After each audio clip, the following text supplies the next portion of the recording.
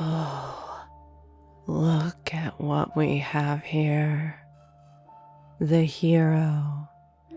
The human who thought they could defeat our demon queen is now our special guest for tonight's dinner. This is rich.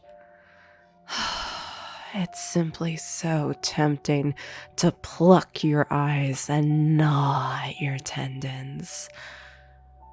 But the queen instructs that you are not the main course.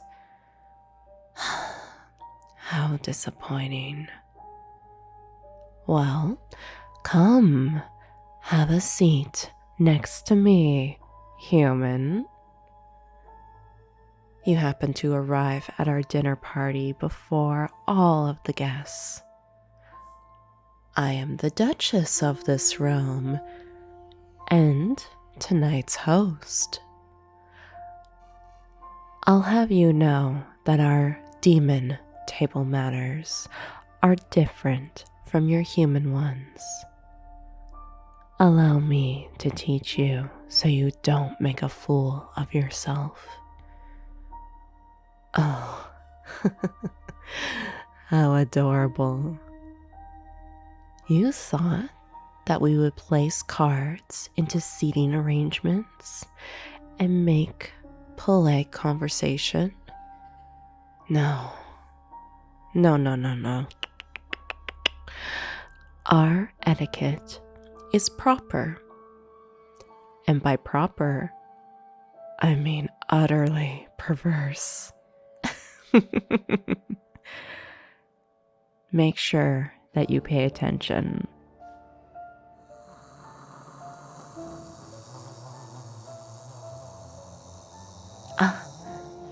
Don't get startled.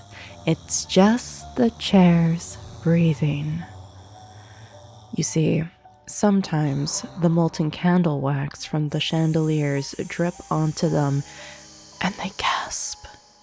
Sometimes the tables try to get away by stretching and groaning under the weight of all of our delicious delicacies. Pay no mind to any of it. They have to do their jobs. So you see, we sit our guests according to how recently they've devoured another being. Perhaps another demon, or a traitor of our realm, or perhaps a human who is not where they're supposed to be and lingering for too long. The freshest to have feasted sit close to me, the Duchess, and the Queen has me regularly host these banquets weekly. The head of the table, you ask? That's for the most dangerous guest, not the most honored. Someone who is likely to flip the table mid-banquet and wear a chair as a crown. It keeps things spicy. Never seat rivals apart. Place enemies directly beside each other, close enough to whisper threats into another's ear, or slip a dagger into a thigh under the table. You see, this stimulates the appetite wonderfully. The timid must sit in the spotlight, drape them in curse garlands, sit them on top whispering cushions, and surround them with beasts who haven't fed in weeks. This adds to a delightful note of tension to the evening. Here's an extra fun tip. If someone dares to switch seats, well, we switch their limbs. Now, don't look horrified at what's served on the table, so it's going to be rude if you don't partake. You absolutely must try the wine in your skull goblet. Although it may be rather strong for a human to handle demon alcohol, feel free to keep up with me. Well, if you can, human. In fact, I have some special wine glasses right here. These are some regular ones that you should be familiar with. I'll drink out of this one for tonight. So next, mind your elbows. You are to put your elbows on the table to show that you are actively listening to our other guests. Once you keep your elbows off the table, you must dismiss yourself promptly. Understand? So, utensils are only used for demons that have hands, but for the ones that don't, it is acceptable to use your claws, your fangs, an available orifice. Bonus points if you're able to dislocate your jaw and unhinge it like a serpent. Oh, but of course you can't do that. You'll have to use the silverware as a crutch to bring the meat to your mouth hole. We have a tiny pike to stab the lesser meats. This is to ensure that they don't scuttle away. As for this, it may look like a spoon to you, but it's a small soul strainer. It's best to enjoy your carcass and soul separately. It doesn't end well if you mix them together. It's really bad for digestion. And this one, it's similar in your realm. A knife. It's used to carve the flesh and allow for smaller cuts of meats to be consumed. Aw, you haven't even touched these eyeballs. You can help yourself to a few before the other guests arrive. They are great hors d'oeuvres. It's nice to indulge before the main dishes are served.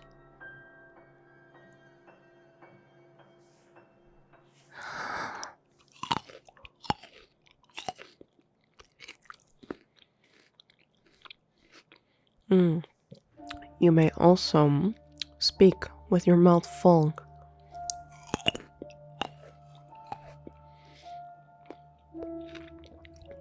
Why wait to finish chewing?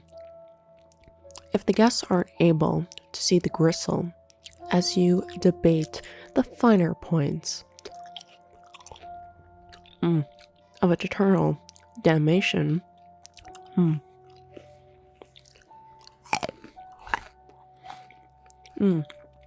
an eternal torment, you're not doing it right.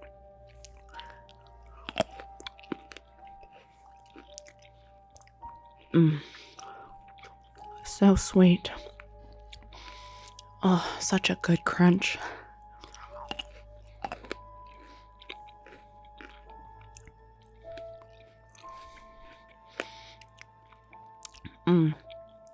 They've prepped these so well.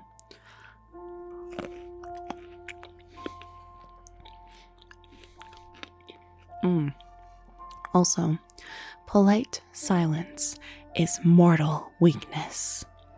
If someone dares speak during your feast, shout over them. Take up the space in the room. Roar, snarl. The loudest voices hold the floor, and the sharpest claw holds the liver. What's that? Did I mishear you? Sharing? Dear human, greed is the garnish of gluttony. Now, if you want another helping of bone marrow stew, well, just take it. Rip it from their claws if necessary. May the hungriest housebond win. Only the weak are left starving and to be devoured. Always leave a little food on your plate, however. That way we can feed the leftovers to the demon dogs afterwards. Once you are finished up, wipe your mouth whole with whatever is near. A flayed pelt, a servant's dress, a cursed tapestry. Anything but a napkin. We don't have those. Napkins are for the polite. Today, you are among demons. Finally, never thank the host, which is I, yours truly. Gratitude is weakness.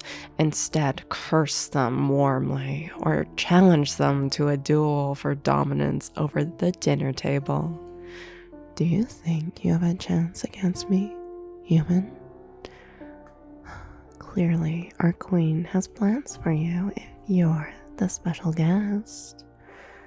If you happen to win, you may devour my plate. And perhaps even more. And if you lose, well, you will become the dessert for all of the guests. Unless the queen protests. Ah, my precious little meat plate. I mean, human. I know it's a lot of rules, but you'll soon pick up on everything. This chair was only temporary as I gave the demonstration, of course. You shall sit under the table, somewhere between, between the Duke of Goresnout and the Baroness of Bile. If they drop anything, you fetch it with your teeth. Don't worry, they rarely bite. At first. Oh, it looks like the demon wine has taken hold of you. Well then, you may have lucked out, human. I'm sure our queen will find something you can eat. Perhaps some leftover scraps that the dogs don't finish. It just may take a little bit to find something appropriate for you. If you can sleep through this chaos of a dinner party, you'll be able to sleep through anything. Perhaps we'll run into each other in the corridors sometime. Unpleasant dreams, human. Rest never.